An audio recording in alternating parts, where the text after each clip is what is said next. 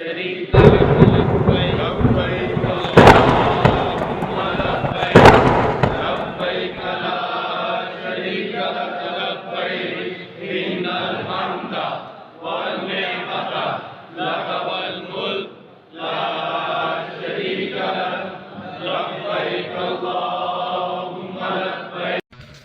يقول فضيلة الشيخ وفقكم الله، أرجو أن تفصلوا لنا تفصيلا مناسبا في حكم من طاف حول القبور، وماذا نقول عمن طاف في هذا الزمان في بعض البلدان الإسلامية. إذا طاف حول القبور يتقرب إلى أصحابها هذا شرك أكبر، لأنه يعبد الميت، لأن الطواف عبادة، الطواف عبادة، فإذا نوى به الميت وتقرب إلى الميت بالطواف بقبره هذا شرك أكبر يخرج من الملة، لأنه عبد غير الله.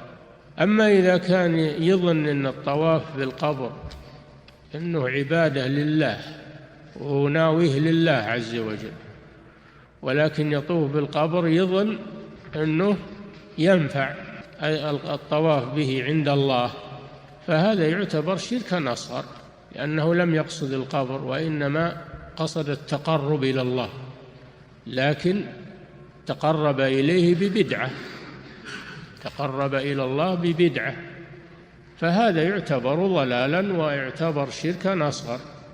نعم. يقول فضيلة الشيخ وفقكم والغالب والله أعلم أن اللي يطوفون بالقبور من النوع الأول، يقصدون التقرب إلى الأموات، هو شرك أكبر. نعم.